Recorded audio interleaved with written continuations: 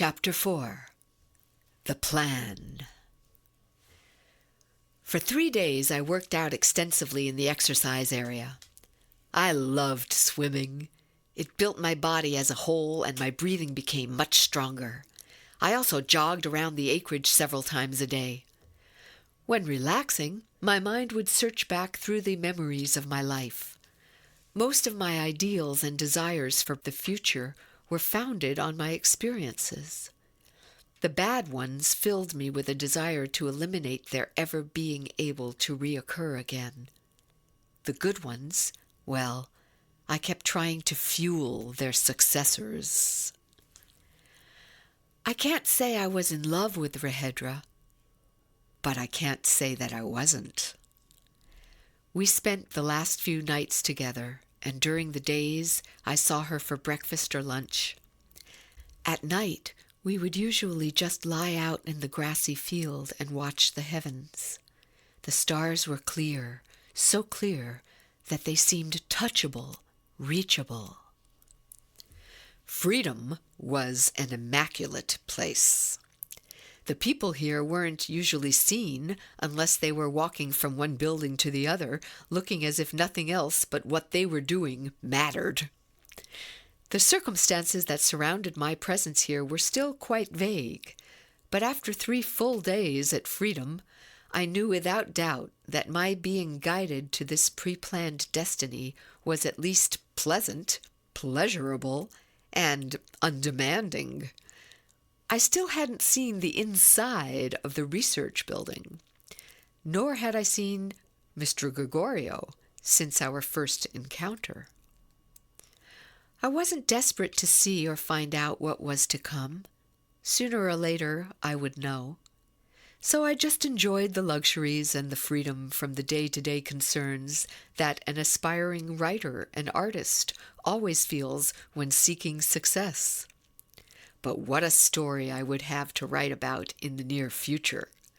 A tale of spiritual love and world destiny made me dizzy at the thought. It was after a swim, when I was sitting inside of my own cabin, when the phone, I had never noticed, began to ring. "Hello?" I said in wonder. "Hi, Paul. It's Rehedra." "Hi. Can you come over and play?" I asked. "Later tonight, for sure. But right now, it's time for you to see the research building. Dr. Jason is here, and he's ready to give you a tour." My heart fell to the floor. I suddenly realized that the dessert had come before the work. 3 days of heaven, but I knew it was now time to earn my keep. After all, isn't this what I had waited for, or been brought here for? "We'll meet you at the entrance to the research building in 10 minutes. Is that okay?" "Fine. I'll see you in 10 minutes, I said, hanging up. Considering this was the middle of a California summer, I walked out into the sunshine with some white cotton pants, sandals, and a white shirt. The Dr. Jason look. Compliments of freedom. My mind went through 1,000 imaginings on the way to the building. What's in there, I thought. I wondered if what was could stand up to the images and imaginings that were turning my head. Maybe there are test subjects in there, I thought. Maybe they're experimenting with medical cures. Or maybe there are people being used as guinea pigs, and I was being fattened up to go along with their plans, too. "Oh, no!" I yelled inside my head. I didn't know what to expect. In fact, little did I know how close some of my guesses and imaginings were. I walked into the entrance, where 2 security guards stood at the door. Dr. Jason and Rehedra greeted me, and we walked past the reception area to wait for the elevator. "The first floor here is all files and libraries," said Dr. Jason. My eyes were scanning the place when I suddenly realized it was filled with more people than I had thought worked here. I tried to smile at them all as they were all focused on my presence. We entered an elevator, pushed floor number 3, and the butterflies in my stomach seemed to dance with the flighty feeling of the elevator. Rahedra, feeling my discomfort, pinched me as I stepped onto the 3rd floor. "Hey now, not so anxious," she said, smiling. I started to smile in response. "At ease, soldier. You're tense as a rock," laughed Rahedra. "Okay, at ease," I agreed. "Listen, Paul, we're about to lay a lot of it out on the table now, so to speak. But keep one thing in mind. We do not, and you should not, forget the seriousness of this project. That does not mean you should try to change your personality or stop your sense of humor. If change comes, let it come of its own. Do not change forcefully. Now, behind this partition is a room the size of the entire floor. The whole floor is open. We'll walk around a bit. I will explain what is going on, and feel free to ask any questions, okay?" Rahedra asked. We stepped behind the partition, and there was a long walkway separated by a glass wall that ran the full length of the building. On the other side of the glass were cubicles filled with water. Dr. Jason called them sensory enhancement tanks. They were situated all over the floor. Behind each one was an electronic apparatus, which, Dr. Jason said, monitored heartbeats, breathing, weight, and any other vital factors in the human body. Several men and women were checking the readings from the various monitors. Every now and then, one would see us and smile. There were several beds with wheels on them and some wheelchairs against one wall, probably belonging to the different men and women lying, or rather floating, inside the sensory enhancement tanks. "Human test subjects. I was right," I thought. However, with the calmness, the serenity of this place and the people here, I knew it wasn't abusive. In fact, the first words out of Dr. Jason's mouth clarified it without any doubt. "All these people floating in the tanks are paid volunteers chosen from extensive interviews and reviews as to their potential to succeed in this particular experiment. The men and women are either war veterans or auto accident victims. Each, aside from being paralyzed 60 to 100% because of injuries they received, is highly intelligent and healthy. As you can see, they are floating, or rather being floated, in the sensory enhancement tanks. This is done through small jet streams that propel air into the water, thus causing air to rise, which in turn holds them up. Aside from this, their paralyzed limbs, without function, float freely in the water because of much tension loss. Now for the reason they are floating there. Remember I spoke to you of astral projection?" asked Rahedra as she took over. I nodded. Dr. Jason kept his attention towards the inner room. "These people, all of whom at one time had full use of their body movements, have been at one time students of metaphysical teachings. As Dr. Jason said, after intensive reviewing of many applicants from various hospitals, these persons were selected on the basis of their strong points. Each had been knowledgeable and accepting of metaphysics. Each was highly intelligent and remained so after their being physically injured and paralyzed.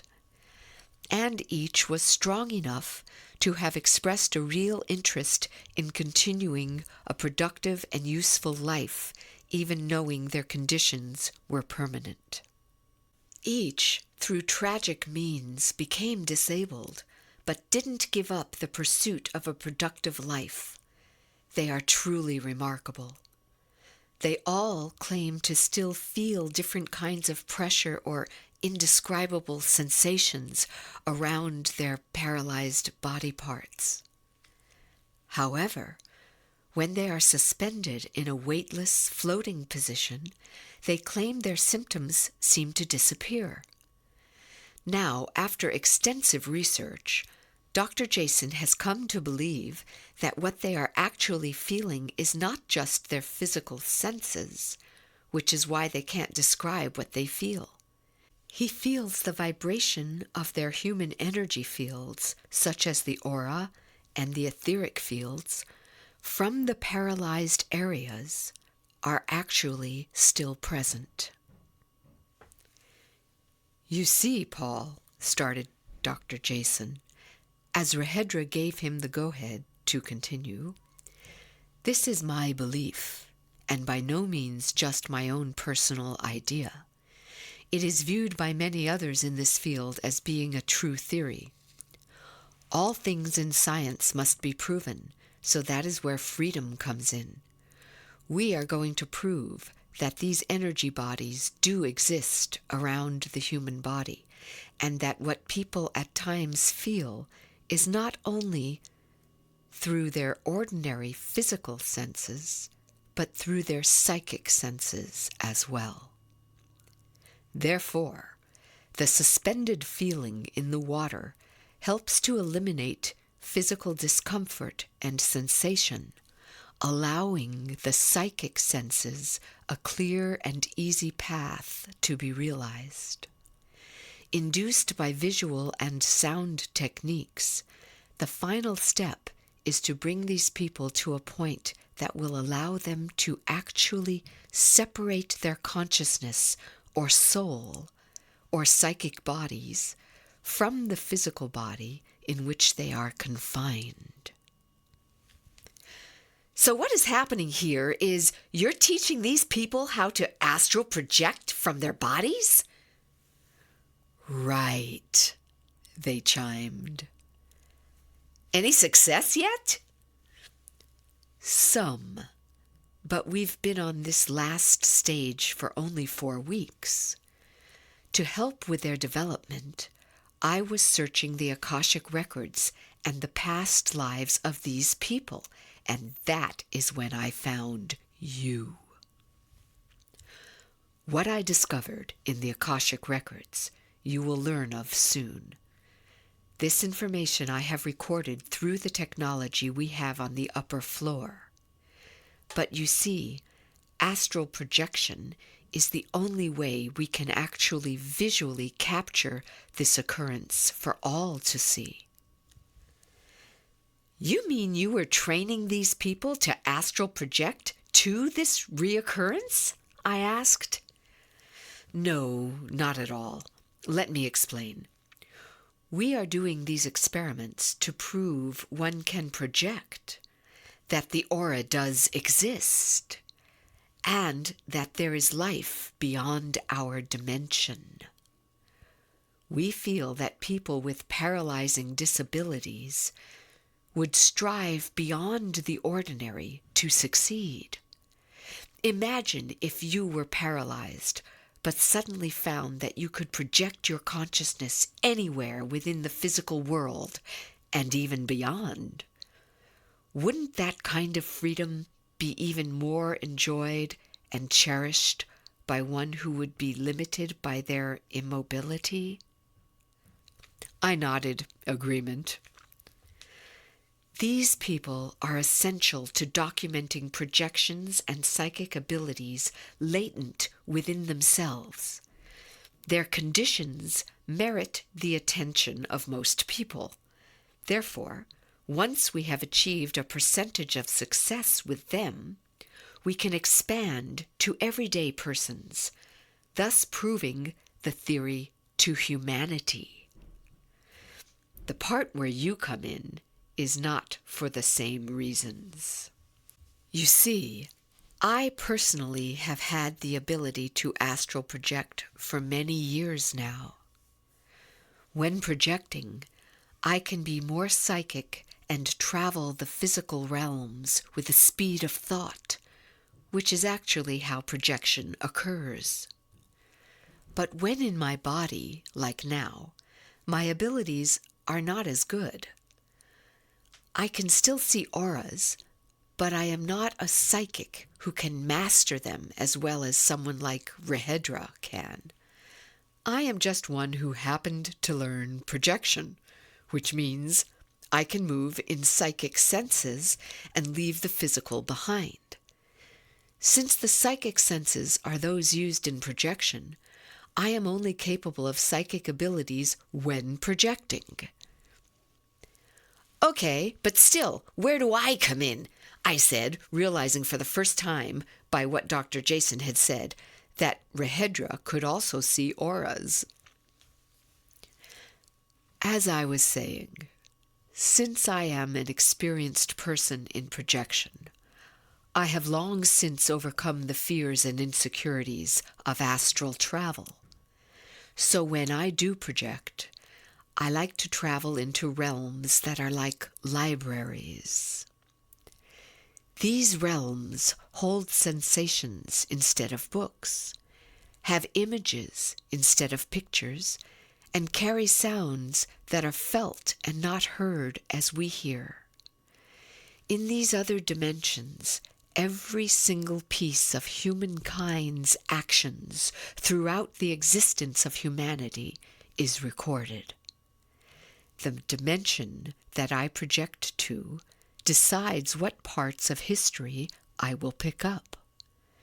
There are also spirits who watch over these dimensions as a librarian watches over the library.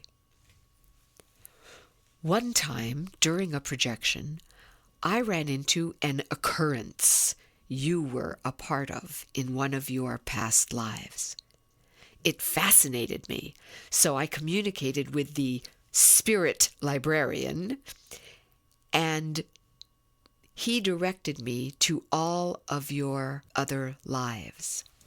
During projection, I studied each of your incarnations in which your soul or spirit was used for manifesting itself on earth. Your spirit is the same life force that occupied all these different bodies and lives.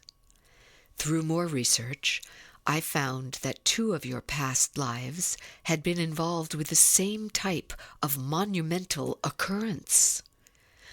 I found out that you were incarnated here on Earth and were likely to be part of the imminent reoccurrence. That is why I sent Rehedra to recruit you to fulfill your destiny. The way I knew the reoccurrence would come again is that events are always pre-planned. In projection, you are able to read the generalities of the Akashic records and the future. However, the individual outcomes of the persons involved are not predicted, rather recorded as they happen. I saw the event was coming again and intuited that you should be part of it. It also occurred to me that perhaps this is the true reason for freedom's existence. He just smiled. I wasn't really baffled by what he said. I was utterly amazed and fascinated. I had always considered myself a logical genius. Somehow, all this seemed logical. If anything, Freedom was obviously a multi-million-dollar organization. Who would spend millions on something they didn't believe in, I thought. After all, they were proving that the money was the least of their concerns, considering how they went out of their way to please all who worked as a participant here. Fantastic. Incredible. I assume you will want me to learn astral projection." "That's correct," he answered. "Assuming I'll be floating in one of those," I pointed to a tank, "what are the sound and visual techniques that are supposed to induce it?" "All these windows can be closed to all light by hanging partitions. We have imagery and sound computers that flash images on the ceiling and create sounds and tones essential to inducing the required state of mind. These people are working on their own experiments, which will not be disturbed. The floor above is where you will be working. Let's go see it." While heading back for the elevator, I concentrated on my past attempts of thrill-seeking, the times I had skydived, scuba dived, flown in airplanes for acrobatic thrills, even the endless number of roller coasters I had ridden on. I have a passion for excitement. "What does projection feel like?" I asked, wondering if there was any similarity to the feelings I had gotten searching for my thrills. "It's like falling through space, but there is no sensation of rushing air. There is a sensation of velocity, but if you control yourself, you can stay still or suspended anywhere you like. The real catch is visual capability of up to 360 degrees. It is possible to see in all directions at once and comprehend all you see. Unbelievable, unexplainable, but true," he shared as we entered the elevator. I could imagine the feeling of velocity happening in space everywhere, but having circular vision, when all that could presently be seen was the elevator door in front of me, definitely excited me. The fourth floor was similar to the third, except there was only one tank at the center of the room.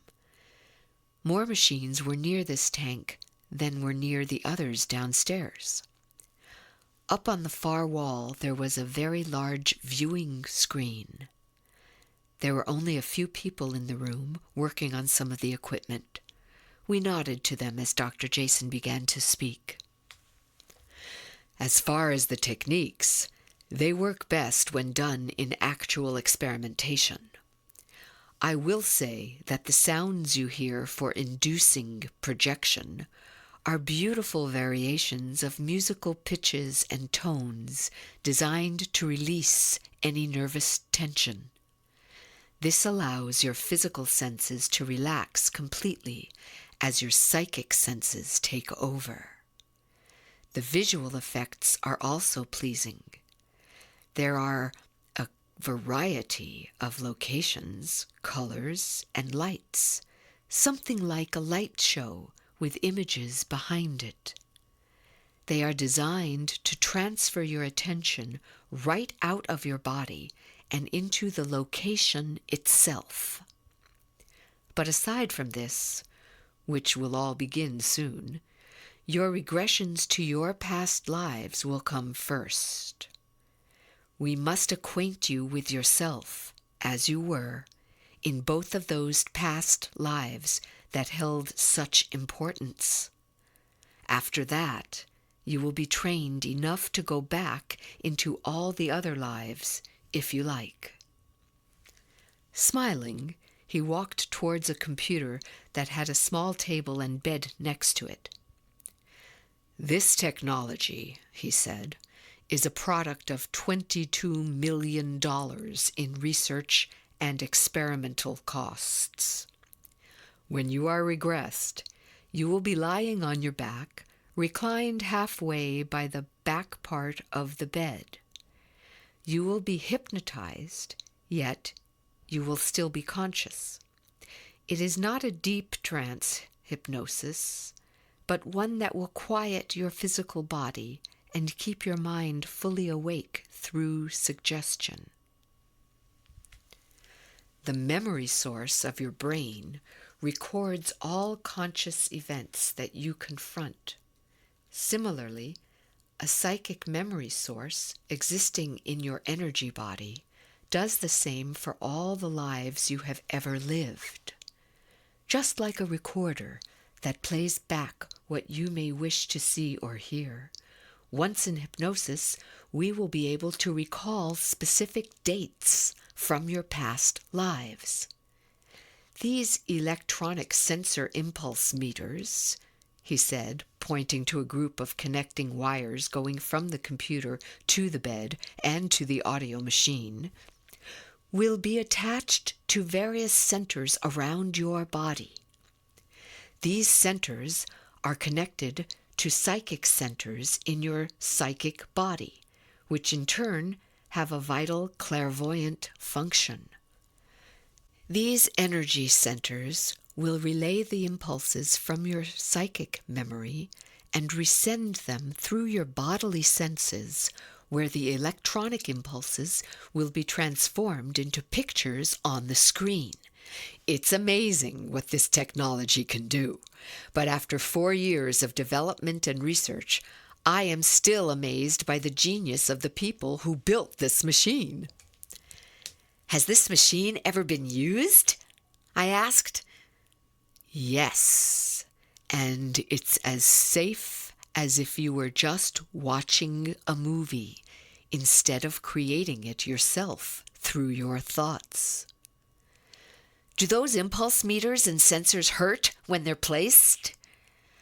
"Only like a small needle prick, but there are no after effects at all." "Where exactly are they placed?" "You've heard of chakras, haven't you?" broke in Rahedra.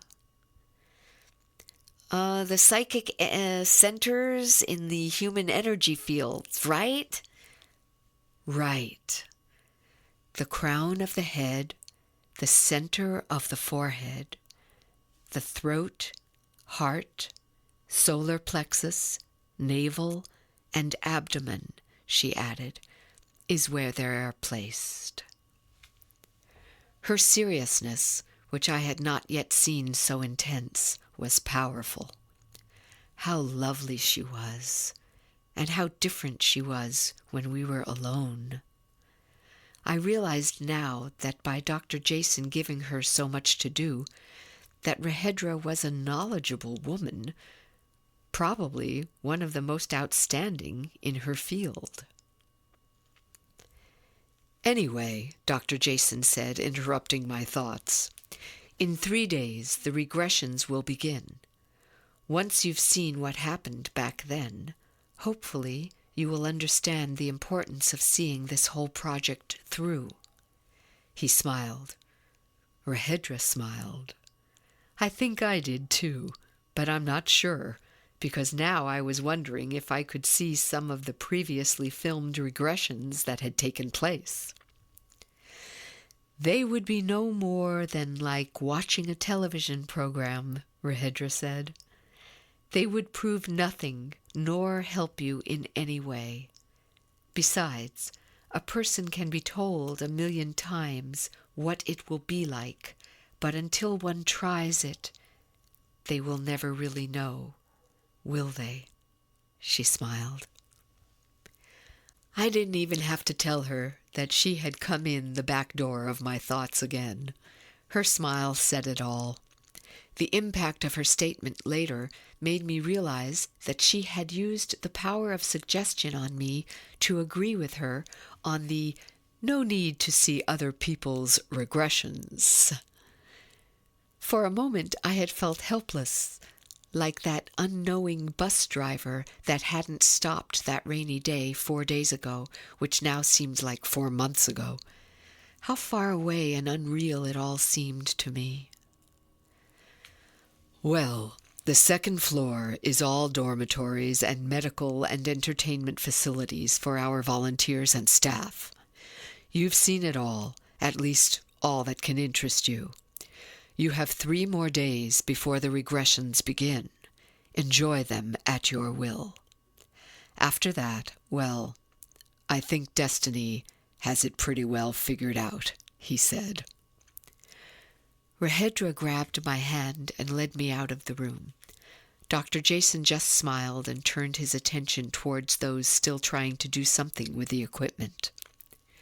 Without words, Rahedra and I came out of the elevator on the main floor and then exited out the front entrance.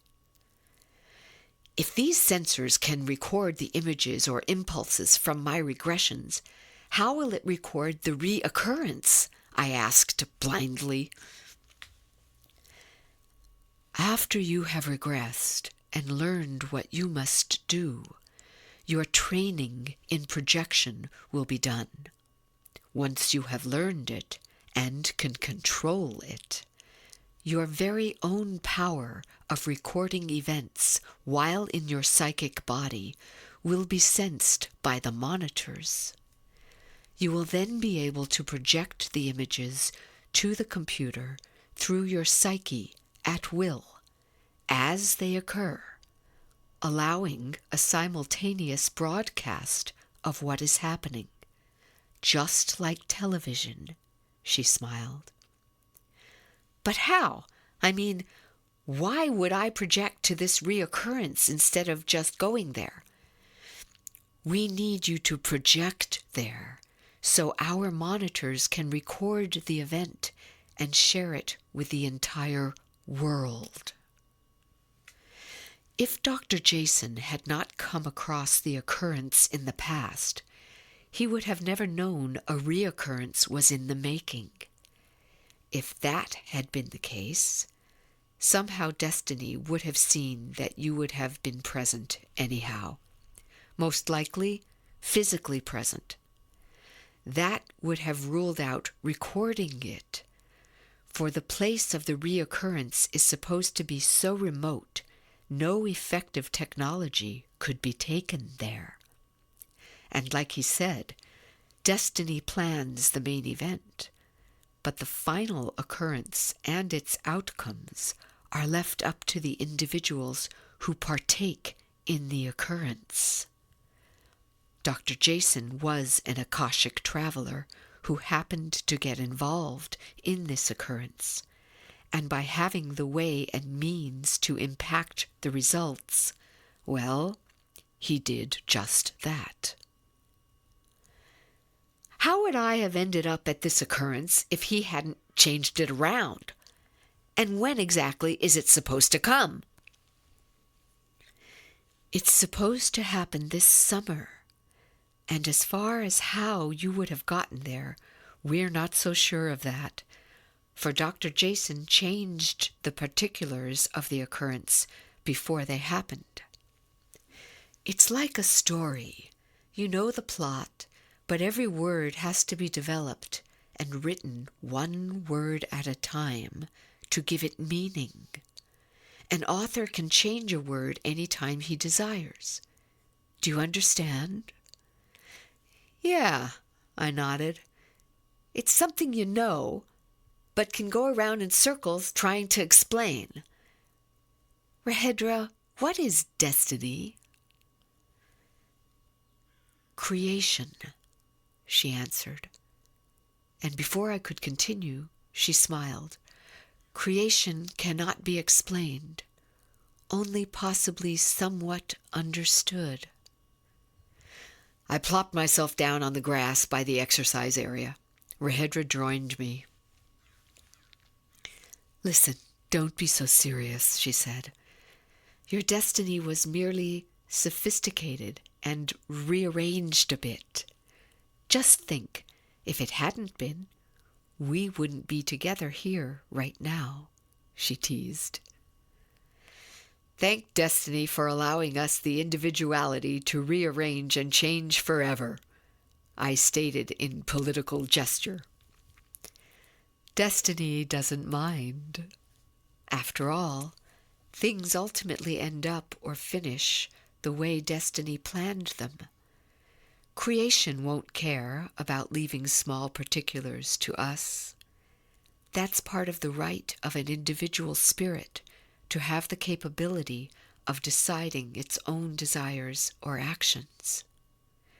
But what must be remembered is that we are responsible for our karma, and we believe that your karma is to be at the occurrence.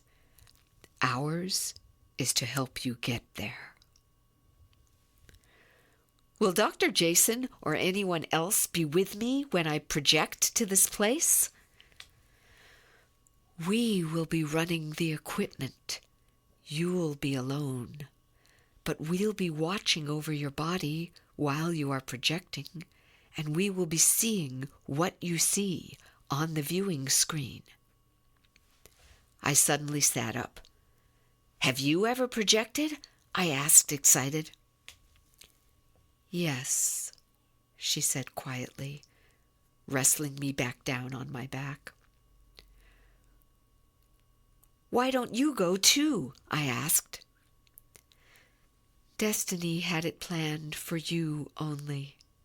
If I go, we're trying to change the plan itself rather than just changing particulars. If it were my destiny to have actually been there, it would have been in the Akashic records. It wasn't. I wondered if Rahedra and I would have met eventually, but I realized probably we would have. Don't be so pensive or analytical, she said strongly. Accept things as they are, but also see them for what they may have been or can still become. That is accepting destiny. That is accepting creation. Okay, I'll try, I smiled. Hey, I said, what is it like to see 360-degree vision?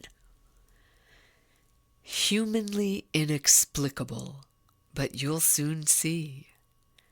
Yeah, I imagined, lying back down. Only Rahedra's words could have taken me so far away from all the metaphysical concepts flashing through my mind. Yet again, only Rahedra could have brought me to them. I wondered. No, I didn't wonder. I think it was that I had fallen in love again, or was somehow still in love with her, who had been my love before.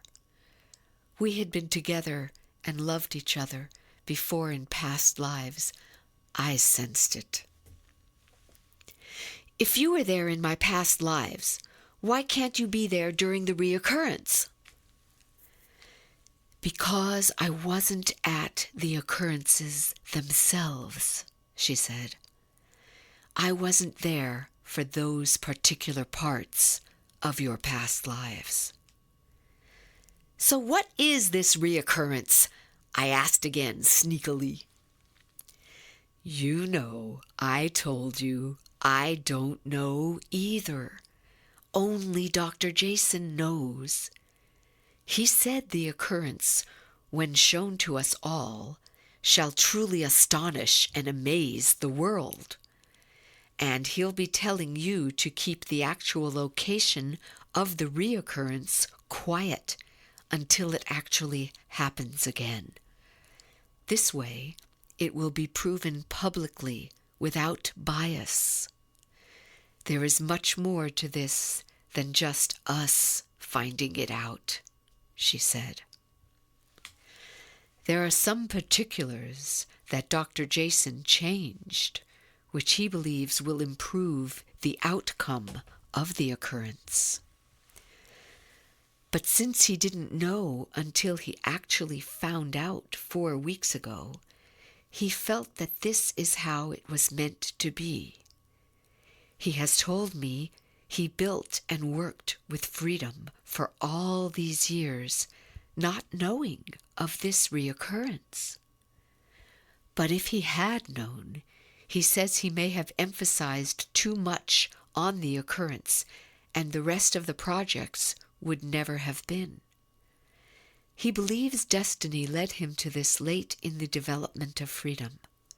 That way freedom would be strong, willing, and ready to accept and go forth with the research, while having a strong foundation to see that it would go through. In other words, his sponsors and financiers gave him money to research humankind's growth in the psychic and spiritual areas. They would never have given him the money on a speculation of just one occurrence in destiny. Now, after 4 years of proper research, his financiers don't ask questions. Do you get it now? Logical brain, she ended. Kiss, kiss, I smiled. Only if you quit asking questions that you know will be answered better through experiencing it yourself. You've got a deal, I said. For the next 3 days, we'll just be together, no questions asked, I added. Let's go camping, she said. Great idea, I joked, kissing her again. I had no doubt that I was definitely and truly in love.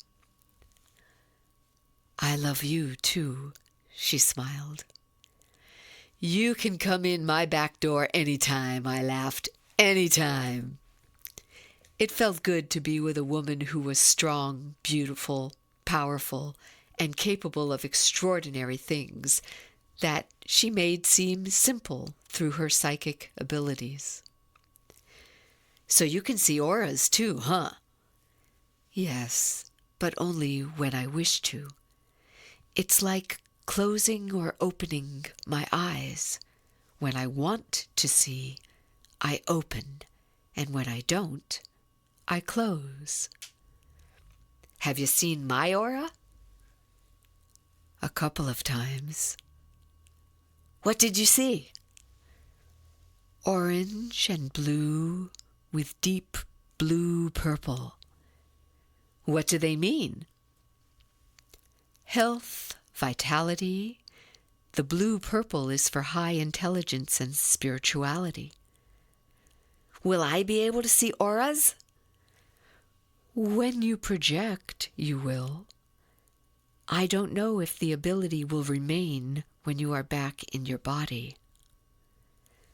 So when I project, I can see other dimensions, including this physical one and the psychic things surrounding it? Yes. It's like a spoon of sugar as opposed to sand in a full glass of water. The sand will make the water rise and overflow. The sugar dissolves right into the water itself, able to occupy the same space. So, when in the body, we are like sand, and when in the soul, we are like sugar. When we are sugar or soul, we can heighten the perceptions of the soul and see the other dimensions that are available to a body such as the soul. Whereas, when in the physical body, the other dimensions are not perceivable. Do you follow? Yeah, but, well, oh, shut up, she laughed. Kiss me and I will. We kissed.